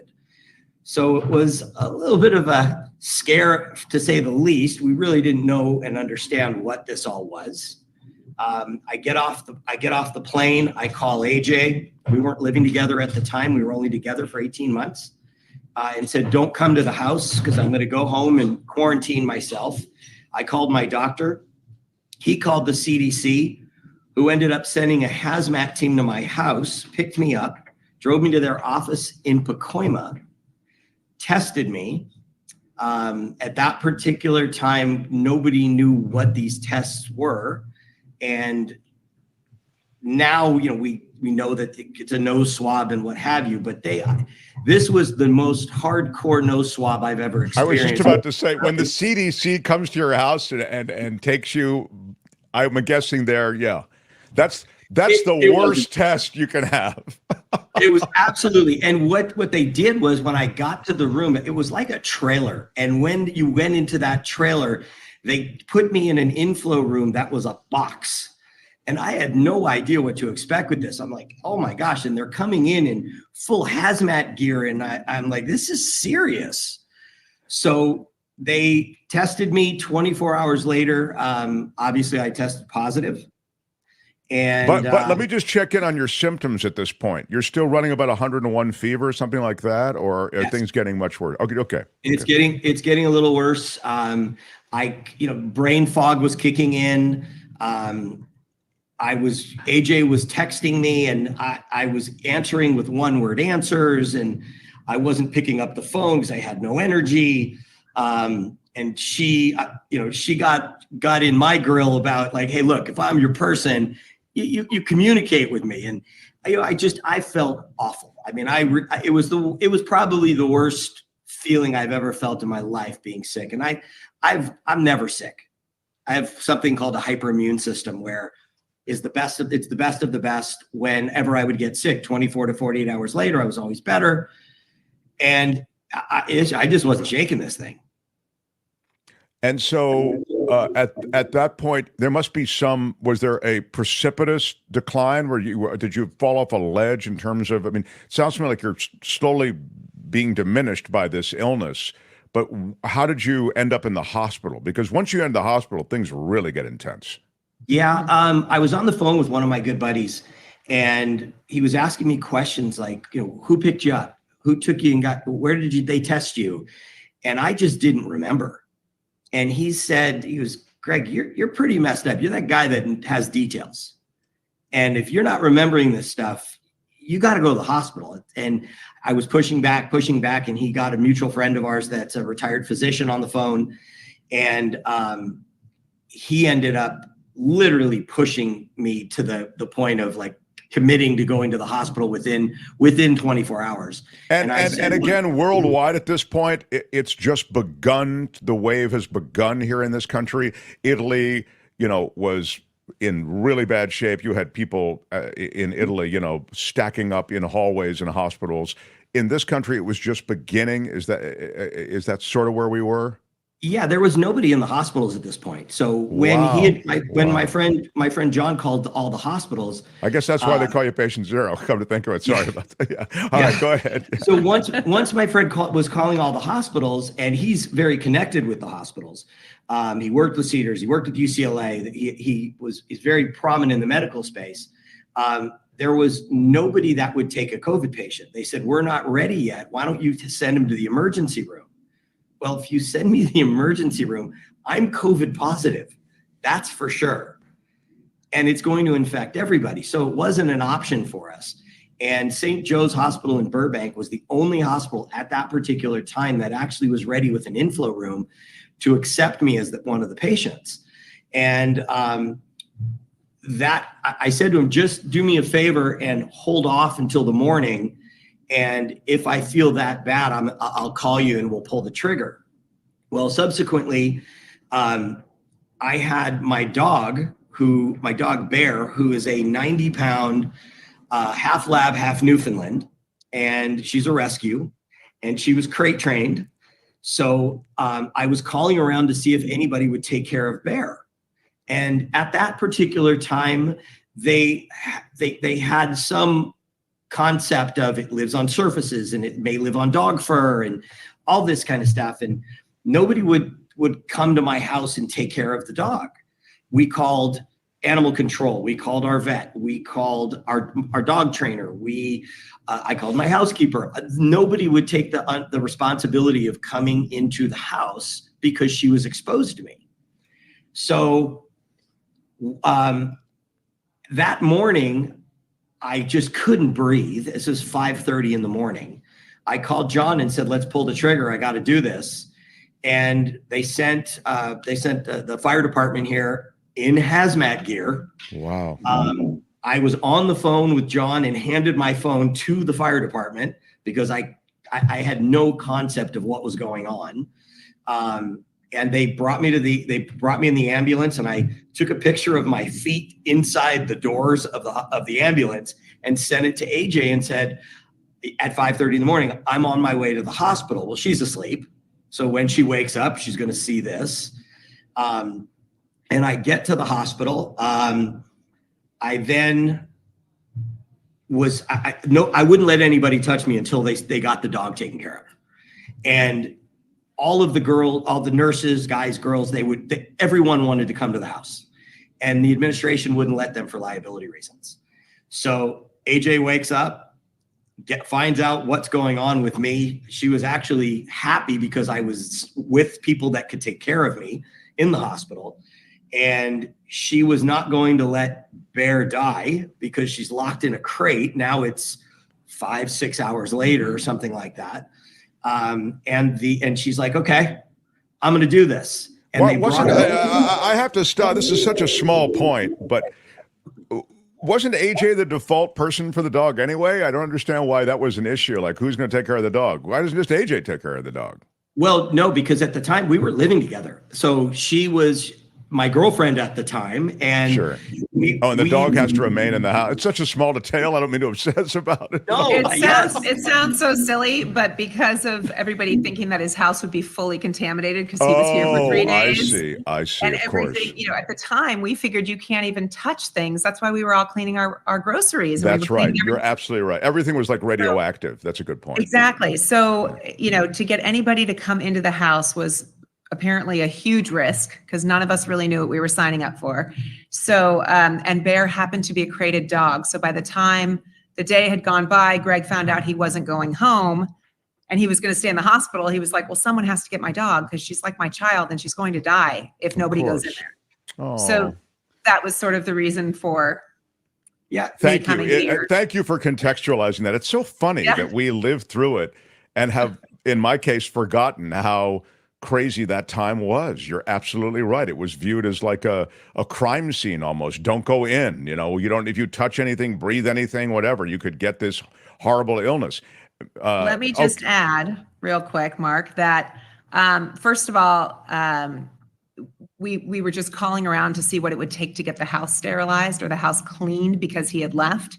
I was getting quotes for $15,000. Oh my God. Because everyone thought, well, this is a huge risk. I mean, it was, whatever companies that we all know of that do those type of things. And then in order for me to come in just to get Bear, I had to have 3 hours of hazmat training at the hospital. So I went in looking like a minion. It sounds so silly, but it was crazy. I mean, literally. I'm thinking of the poor dog. I mean, my gosh. Exactly. So it was a crazy side story, but the bottom line was, had we known what we know now, then it would have been as easy as me just hopping into the house, but that wasn't the case. So I had to go through some major training, walked in head to toe with hazmat gear, masks, shields, the whole thing. Oh my Lord. Ended up getting her out. It was amazing. And she actually saved me as well during that time. So, it was kind of a universe. Well, animals are magical, of course. And yeah, that's it. But meantime, Greg, you're there now with Bear managed in effect. Yes. What's happening to you? You end up in this ventilator situation. So this was on March 5th that it happened with AJ. And 2 days after, on the 7th, my doctor came in and said, your oxygen saturation is so low that you have to be intubated.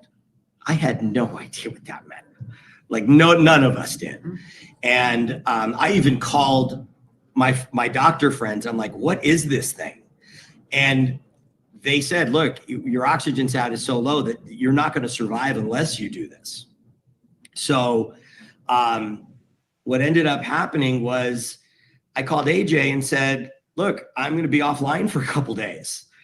And she said, good for you, sweetheart. You're there getting taken care of. And we'll talk to you in a couple days. Wow. And I spent 31 days on a ventilator. And that's when it became, I was in a medically induced coma through that whole process. And I took a long nap, and AJ over here and my sister Stephanie were the ones that really quarterbacked this whole process. And it was touch and go, and given a 1% chance of survival was pretty scary. What is it? You always hear about these medically induced comas. What is a medically induced coma? What happens to you in that time? You're there for a month in a medically induced coma. Go back, please. Kim, can you go back to when he was in the coma? Thank you. Go ahead. So yeah. I believe it was heavily sedated so that I would not wake up pulling tubes out of my own body. He was also on paralytics, so he was paralyzed fully because being intubated is extremely uncomfortable. And when your organs start to fail, and I'm not a doctor, but this is what we experienced. He was on full 24-hour dialysis. His kidneys were not working. He had fevers of 104 at times where they had to pack him in ice. His lungs were considered ARDS, which is acute respiratory distress syndrome. And so they were really critical. And so with all those things happening, his body was not functioning by itself. And that's why all the machines had to come in and basically, function for it. I'm gonna have to go. You want to? So then, in that time, they're trying to figure out how to appropriately treat you. I take it, right? I mean, And they really have no idea. This is the issue. Then this is what being patient zero is. I mean, they're trying trial and error to figure out how to treat this COVID disease. So yes, and they didn't really know what to do. One day everything started getting better, and then I took a major dip. I had collapsed lungs multiple times. I had 3 times when I was in sedation. There, I had sepsis, I had MRSA, I had everything under the sun. I had blood clots throughout my body. Pulmonary embolism. Pulmonary embolism. It was not a pretty sight. It was. You know, it's amazing. If you meet Greg in person, he looks like a Navy SEAL. I mean, you can't imagine that this guy could be physically diminished in any way. And you were an athlete. I mean, as you say, you know, or a high level expert skier before. So you were bringing that into this party. But that's how quickly your body was crashing and burning, huh? Absolutely. It was really, really scary. And AJ can attest to that whole roller coaster. And AJ and my sister were communicating with, we call it our village, 3-4 times a day while they were talking to doctors and nurses, giving people the update on what's going on with me. And it was a crazy situation for sure. And what were you being told, AJ? What were you told? Because I know, you know, and there's so much that grows out of your story, and we'll get to that in a second. But one of the things that is just a fact is that the odds of surviving this at the time, it was suggested, were, I mean, under 10% and maybe closer to 1%. Could you speak to what you were being told and what the family was being told? Absolutely.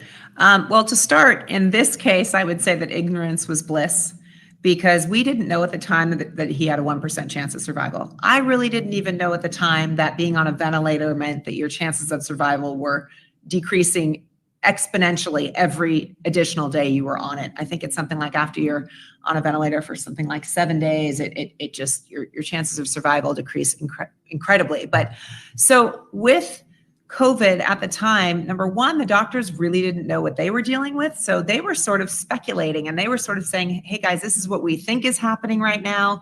And that's also scary, because I was really happy that he was in the care of people that knew what to do, but those people only knew what to do so well, and as well as we had, you know, I guess at this point discovered. So the one thing about COVID, when it's really in its really bad stages, is that it's completely unpredictable, and it is like an attacking virus that has no boundaries and is completely erratic. So it can seem as though it's under control. It can seem as though, okay, we got past the fevers. It can seem as though, okay, the lungs are healing now. Well, that may be that morning, and you think, oh, okay, wow, the lungs have actually improved, and the vent settings have improved, so on and so forth.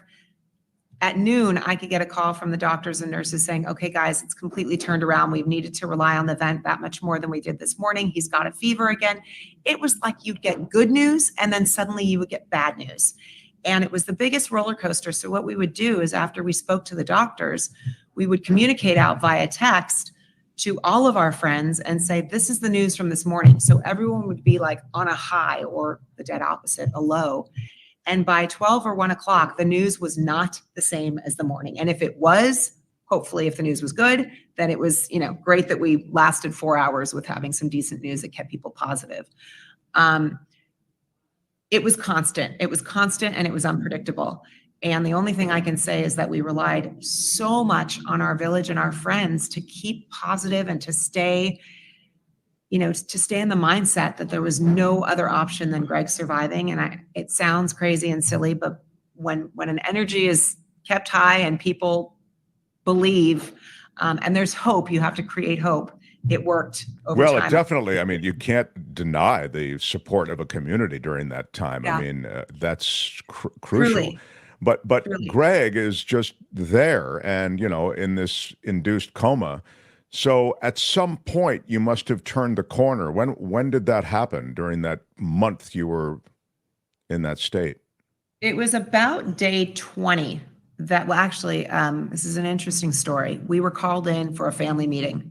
No one was allowed in the hospitals at that time, by the way. So the fact that we were even called in was pretty incredible. So we went in, his sister, Greg's brother-in-law, and me went in, and we talked to our team of doctors. You had to be thinking this is probably a bad family meeting. I mean, when they call you in like that, right? 100%. And it was pouring rain. It was cold. I mean, there was nothing about the day that felt hopeful, honestly, nothing about the day. So we sat down and we were basically told that he was one day, all of his levels were so bad. His blood pressure was low. They would shift him about an inch just to bathe him, and his blood pressure and heart rate would just drop immensely. So they couldn't even, they really couldn't finish the things that they needed to do just with his body. He was that sensitive. So they said, if he doesn't turn the corner, we have to put him on an iron lung, which is ECMO, which is basically dialysis for your lungs. You breathe outside of your body. It takes all your blood out, and it is the last resort and the last thing you ever want to do. It really tears apart the lungs, and if you can even recover from it, you're lucky. So that day, we sat there and listened. Couldn't believe our ears, and they said, the other thing is we really don't have the facility and the structure here, the infrastructure to do that, so we might have to helipad. What's it called? Medevac. Thank you very much. Yeah. Thank you to him to a different facility that can actually handle it. We don't even know that we can get him in the helicopter. That's how bad it is. So that day they allowed us to go in and see Greg in the ICU. He was still one of the only people in there. So in a way, it was the go see him because we're not sure how the rest of this is going to work out type visit. Okay. 100%. And the two of us, his sister and I, started yelling at him through the inflow room, just saying, you're not done. You have to hear us. And we were screaming. We said, you gotta turn the corner, Greggy. We know you have it more in you. And, you do anything when you're grabbing at whatever you have left of hope. And our big saying when we left there, especially his sister Stephanie looked at me and goes, he's not done. I know he's not done. And so from that point on, we kept saying that. And strangely enough, the most bizarre things happened that day where a few of us were, again, this sounds airy-fairy, but visited by Greg. I got a call from his best friend who had woken up out of nowhere telling me that Greg visited him that day, that afternoon. He was a wreck. He said, I was sleeping. He woke up. He told his fiance, Jackie, Greg just visited me. I had the exact same thing happen that night, unbeknownst to any of us. And then also Bear was barking at nothing the entire night. Next day, Greg completely made it turn the corner, and everything started improving. Wow, that is eerie. That is super eerie. All right, so now your recovery. When does the tube come out, and when does the coma become lifted? And that's 30 days in, or something like that, or so it's 31. Well, ish. A little bit. 28. Let me talk to your nurse, Greg. Excuse me. AJ, how long was it? Asleep during this whole process. Around the 21st or so day of him being on a ventilator. You don't just come off of the ventilator. So he was on. He needed to still be on dialysis and still be on the vent. But they do what's called breathing trials. So they first of all had to take him off of the paralytic. So he wasn't paralyzed anymore. You had to wait for him to start moving his body, which took forever. And then they had to start taking him off of the sedation. He was still on a ventilator. So when he started coming off the sedation, every once in a while it would look great. And then they go, oh, no, we have to pull back again. And it was just this constant, finally, he came to, and he was on the vent for about a week where he was, they'd have to take him on and off and see if he could actually breathe through that process. And a lot of times, by the way, getting off of the vent is the hardest part of the entire process. So even though there's hope for them getting off, does not always mean they can get off ever. So that was a really scary time, but he managed to get off. And that's a shot of Greg with the some kind of medical apparatus around his neck, and he I hate to be this way, but you kind of look good. I mean, I don't know how you did it. I don't know if you have some glam team come in before you take those hospital pictures, but you actually look, I'll put it this way. If you have to have a hospital picture taken, that's a pretty good one to have taken. I'm telling you, it was crazy. I looked at it, I was like, how do you look good after being dead for 31 days? Kind of a good looking dude. Yeah. All right. So the back and forth, and you come out of it. And then just for the sake of where we have to go, because I think there's so many important things you're involved in post hospital. What is the recovery? I mean, so you get past a life and death thing, but I know you lose fingers, and there are a number of different things that COVID did. Yeah, so once I had complete organ failure, they put me on something called pressors, which is a drug called Levophed that forces your blood to your vital organs for survival, and it compromises your extremities. So the only thing that I think they would have done differently today is they put me on low doses of anticoagulants. They probably would have put higher doses of anticoagulants that may or may not have created a different result, but the result nonetheless was my fingers and a couple of my toes dying. It looked like you were going through frostbite. So your fingers went black, a couple of the tips of my toes went black. And we really weren't knowing whether or not it would recover at all, but we weren't worried about it. And what we were focused on was actually surviving, getting back to walking again. I had to get up and walk and had to learn how to walk in the hospital before they allowed me to go into physical therapy. And you have to get invited up to physical therapy unless you're going to an outside facility. And I fought really hard. In fact, getting up and taking 2 steps was like running a marathon. And AJ would look at me and said, you really have to, fight this fight. I kicked out my therapist multiple times. You let the dog in. I had to kick my therapist out multiple times because I was so exhausted. And the one thing that really made a difference to me was, and forgive my bluntness, I did not want to take a crap in a bedpan again. I see. Yeah. And I needed to get up and walk to the bathroom. And AJ looked at me and said, wait a second, you're going to walk 15 steps, but you kicked them out at 3. I said, get them back in here. And I was attached to the trach, which is what you saw in that previous picture. I was attached to chest tubes. And so when I got up, it was like walking with leashes that attached to every internal part of my system. And I actually made it to the bathroom with that 15 steps. That's terrific. So that was the first successful play I did. I got invited up into the physical therapy. And when you say invited, they want people in physical therapy who can be helped by physical therapy, as opposed to have the strength to actually perform. Right, exactly. If I couldn't perform, I would have to be in another facility that they had enough manpower to actually deal with what my failures, put it that way. And failure wasn't an option for me. So I looked at the doctor and I said, I promise you, I won't let you down. And I didn't. So I got up there. The first day I was in there, I gave 180% and I was wrecked. And the doctor came in and said, you have to learn patience. Give me 80 and give me 80 every day. So going 180 and doing 3 the next day is a failure because you don't want to go back. So I had 2 weeks to get out of the hospital. I made a commitment to my therapist that I said, I do not want to walk, or I do not want to be wheeled out.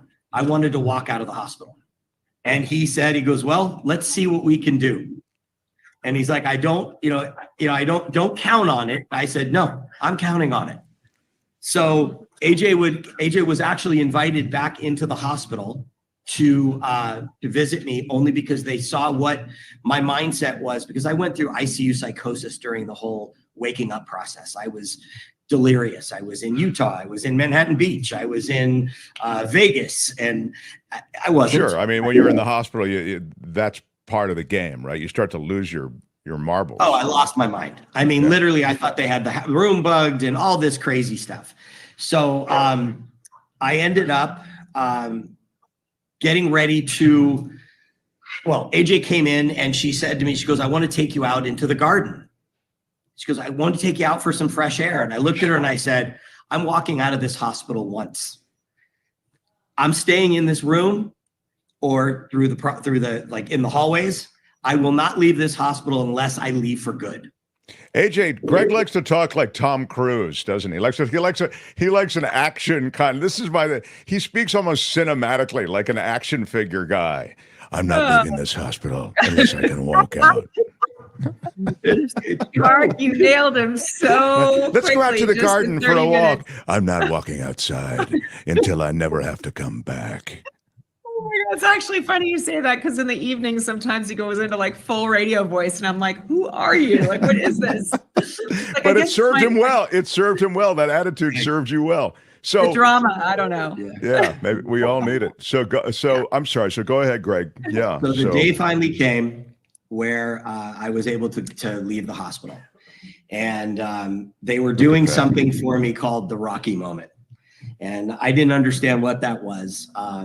We had everybody came up, they got me ready in the wheelchair, and they were wheeling me down because that's the requirement.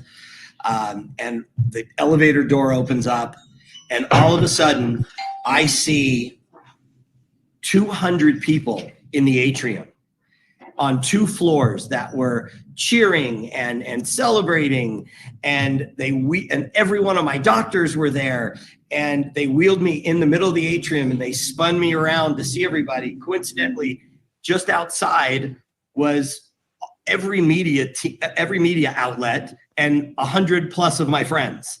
Sure. I mean, and again, to remind everybody, it's because you are patient zero. I mean, here is this guy who's been through this, and now you're being released from the hospital. It's no wonder there was all of this at the hospital and around the media. It was actually one of the most incredible, empowering times of my life. And when I was sitting there, and it was just so heartfelt, and my adrenaline was pumping so hard. I was supposed to walk out with a walker, and I looked at AJ and Stephanie and I said, grab an arm. And I stood up and I walked out, and oh my God, I tear up every time I talk about it. It was the most unbelievable experience of my life. I'm not surprised. I mean, I'm not surprised in reflecting on it that you still become emotional. I mean, I can only imagine. So it's interesting and there are just a handful of the people who, helped in your recovery and frankly in saving your life in your treatment, in the hospital. I want to take a moment there, and there's Bear reunited. Yeah.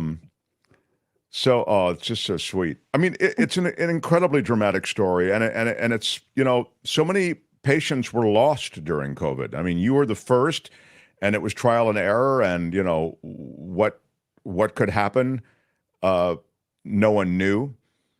So having come through it, you were committed to sort of making a difference because you felt. I mean, so many people talk about this, but you've really taken some steps to.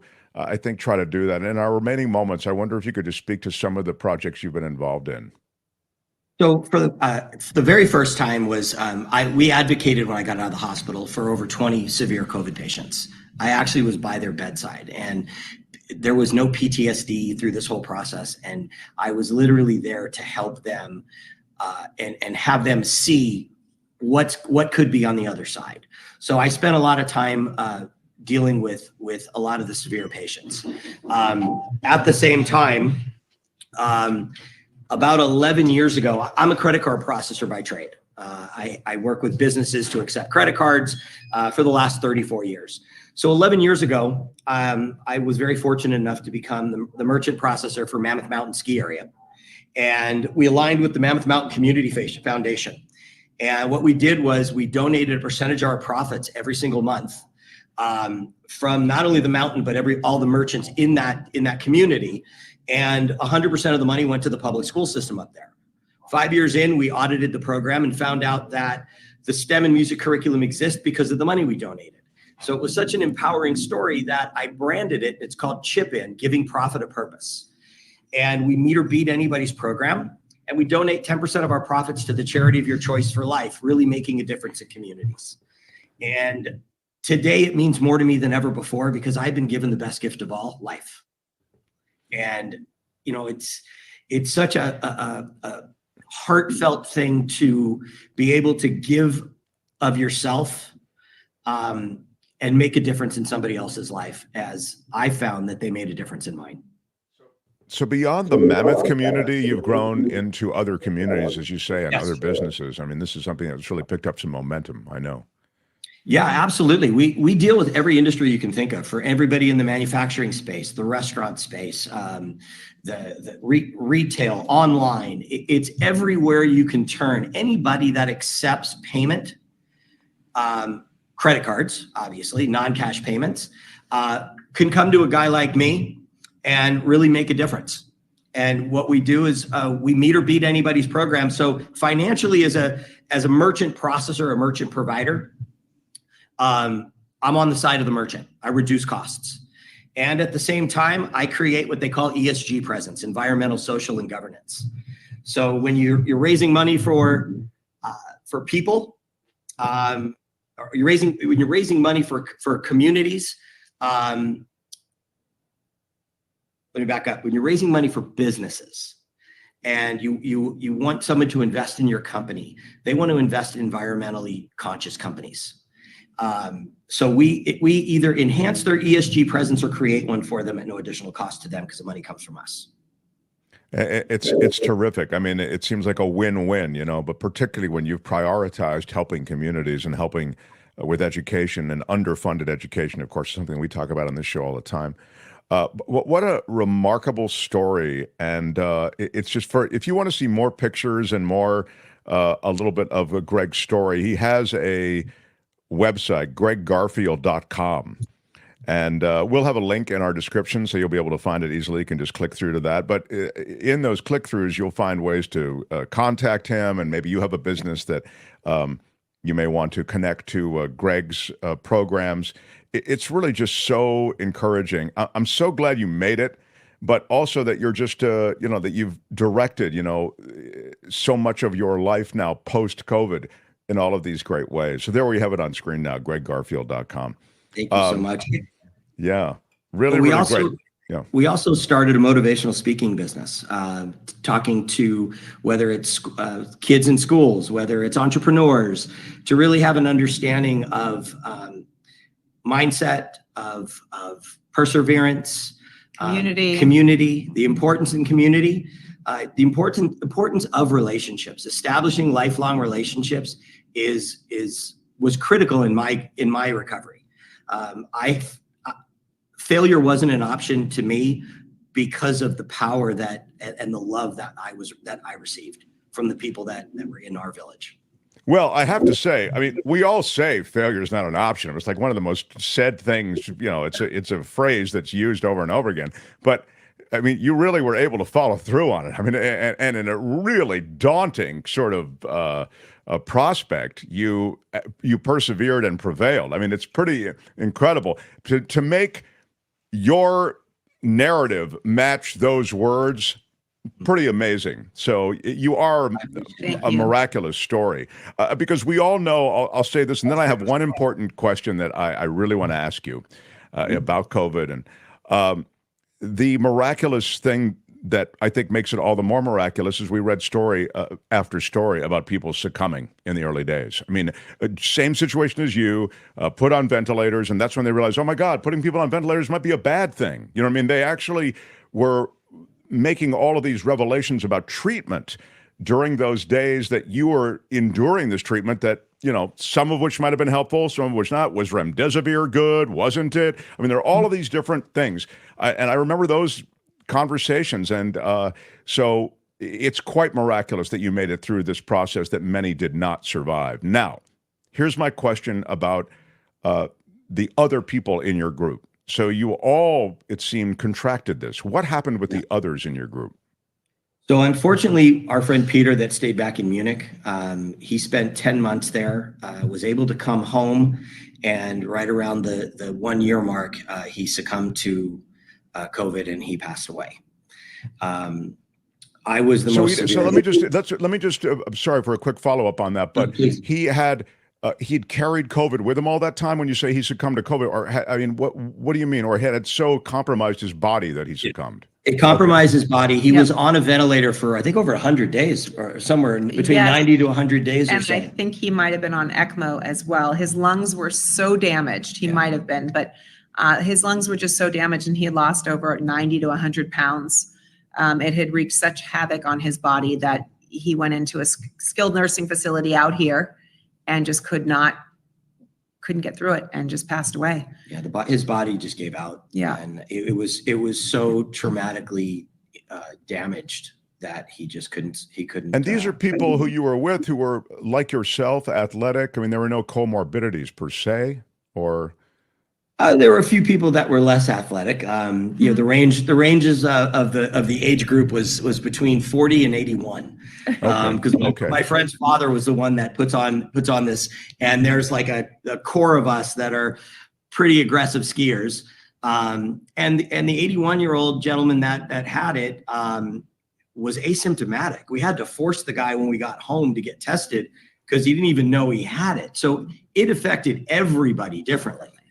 So there was 3 people that were, including myself, that were on a ventilator, that were put on a ventilator. One passed away, my story, and then one guy was in there for 7 days in Sweden. He subsequently, the guy that was sent home with the flu, was back again, and he was ventilated for a week. He's 100%, or 4 days. He's fine. So everybody is absolutely perfect these days. What's interesting too, real quick, is that none of them have long haul effects. Correct. None of them. So that is extraordinary. Correct too. Yeah. And we don't know why. There's so much we still don't know about it, and it's still out there, and I suspect, there'll be, sadly, other pandemics to come. But I'm so glad that you're someone that pulled through, and that you obviously have all of these ways to be an inspiration to so many others. What a great story. When you first told me, I thought, oh my God, I just have to get this story out to others. So congratulations on all the work you guys are doing. Greg Garfield and AJ Johnson. And again, there's a click through to Greg's website in the description for this video, or wherever you're listening on whatever platform. It should be in the description as well. Wish you guys the best for the holidays. I hope to see more of you in the new year. Absolutely. For sure. Thank you so much for having us on. Thanks again. All right. So long, guys. Take care. Thanks, Mark. Now, a word about animals on the Mark Thompson Show. Yes, we're going to get right to Karen Dawn because we are remiss in being a little late to her. Hi, Karen. Good to see you. Hi. So let's talk about this movie you saw, this animated movie. At the end of our last visit, I remember announcing with great joy that Chicken Run was coming out on Netflix on December 15th. The reason I was so excited was that I had heard that it looked at factory farming. And the reason that's so exciting to me is because a lot of animal rights activists, the thing that gets us into this is factory farming. I, for most of my life, I was vegetarian, as so many people are, but I certainly hadn't devoted my life to animal rights issues. I just thought, well, it's a personal choice. And when I learned about factory farming and the way that animals are treated, I thought, this isn't a personal choice. This is a society built on such astonishing cruelty. I felt like I had to devote my life to trying to do something about it. And certainly, also, I didn't know anything was wrong with eggs or dairy before I learned about factory farming. So I saw this movie last night. I watched it, very excited that it was going to teach people about this. And it is this super cute movie. And it will get kids to open up their hearts to chickens and even to rats. A couple of the characters are rats. But what it doesn't do is even hint at what factory farming is like. In fact, the storyline, and I don't think I'm giving away anything important, is this idea that the chickens on this farm get drugged in such a way that, or almost lobotomized, such that they don't even know that they're in danger, so that they go to their deaths happily. And they had actually looked at doing this with farmed animals and talk about doing something to their brains so that they won't be stressed. But they haven't done that yet. And hopefully that won't be the plan, and that we might be able to encourage people to switch to plant milks, etc. But what I thought I wanted to do today is in just a minute or two, do a little bit of a factory farming 101 so that people who think that what it looks like in Chicken Run is what factory farming is will know that this is what factory farming actually looks like for chickens. And so I sent Tony over a couple of photos of battery cages. And then battery cages were actually banned in California recently, but they got replaced with colony cages. And as you'll see from the photo I sent, and I hope you've got that, Tony, ready to go. I know you told me that you did. Well, that's the video. And you know what? This will do too. So this is, that's a video of, we can just keep this going. This is a video of what battery cages look like. And this is how on a factory farm, hens live their whole lives. And it's very, very different from in Chicken Run. And then these here are hens on a factory farm. So the idea that Chicken Run in any way shared that with folks was, it just didn't. And I also had sent over, these are, those are egg farm factory cages. Tony, I hope you've also got the broiler chicken video there too. So are we saying that this is a lot different than what's depicted in the movie? Right. And I just wanted for people to see that chickens on egg farms in those cages. I wanted people to see the way that they live. And then here we have chickens on a broiler farm. And these guys are all packed into a shed. They never see the outdoors. They are bred so that they've reached their full weight by 6 weeks rather than the usual couple of years it should take. So most of these guys can't even walk and spend all of their days lying in their own excrement. And they have burns all over their chest. And what we're seeing here on the screen is their life. This is the life that we give animals. These guys are called broiler chickens. The other ones were egg-laying hens. And when we passed Prop 2 in California to give to take the laying hens out of the battery cages, as I mentioned before, they just ended up in slightly bigger cages. And even if folks buy cage-free eggs, we are not giving them a life worth living. And this is, thank you, Tony, this is cage-free eggs, who, without a doubt, it was worth doing. And it's better, yes, if you're absolutely married to eating eggs, please buy cage-free, because then the guys can hop around and can spread their wings. But it's not really a life. And so, I don't tell people what to eat, but I do encourage the media. And here we are, the media, and I'm so grateful for you guys to give us a chance to let people know the truth of what they are eating when they are eating eggs under modern farming conditions. It's not like Chicken Run. It's not a life that's worth living. And no, the animals haven't been drugged in any way not to know what's coming. It's all pretty horrible. So I wanted to share that. But the good news is that I know Mark loves to go out with a happy story. And something that's been all over the internet for the last couple of weeks, and I didn't see it until it appeared in the Washington Post and then the Dallas Morning News, is a little chicken named Nubs, who apparently it was a little rescue chicken, and he had his feet had been eaten away by some mites, bits of his feet, so he couldn't walk properly. So his human mum decided to try some booties on him, and then posted some photos and videos of Nubs walking around in these booties.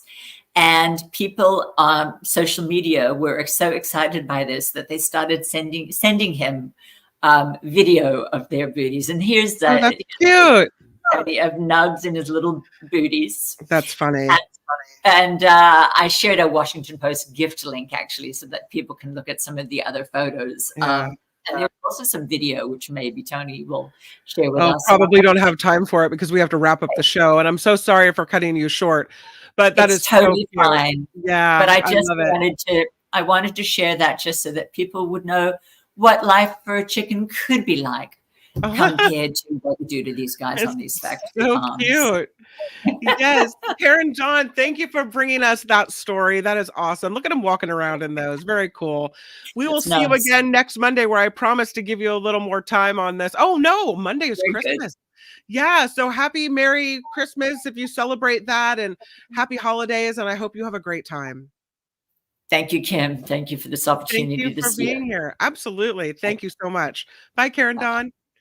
A huge thank you to Dollar a Day Pinky. So grateful for your support of the show. You're always stepping up to be here with us to do that. And everyone else who supports us via Patreon and PayPal. We need all the help we can get. So thank you for helping us keep the Mark Thompson Show on the air. Tony, thank you for being here as well and for making it all happen. I do what I can. I appreciate it. Do we have the music? Oh yeah, let's do it. Oh yeah. Yeah, let's do I the know music. what I'm doing. There you go. That's what we got. All right. So tomorrow on the Mark Thompson Show, I'm so excited to be able to welcome David K. Johnston to the program. Also, Shadow Stevens will be having on the show, and astronomy professor Andrew Fracknoy will be on the show because a lot is happening up in the sky. So great Tuesday show on the way in. Please stick with us for the After Party Live. Check us out at themarkthompsonshow.com. And on the way out, please click that thumbs up button if you could. We appreciate that. If you haven't subscribed yet, do that as well. That's the free way to help us out. So thank you. Tony, thank you. And thanks everyone for being here. And until tomorrow, we'll see you back at the Mark Thompson Show. Have a great afternoon. Bye-bye. Bye, everybody. I'm Shadow Stevens for the Mark Thompson Show. Bye-bye.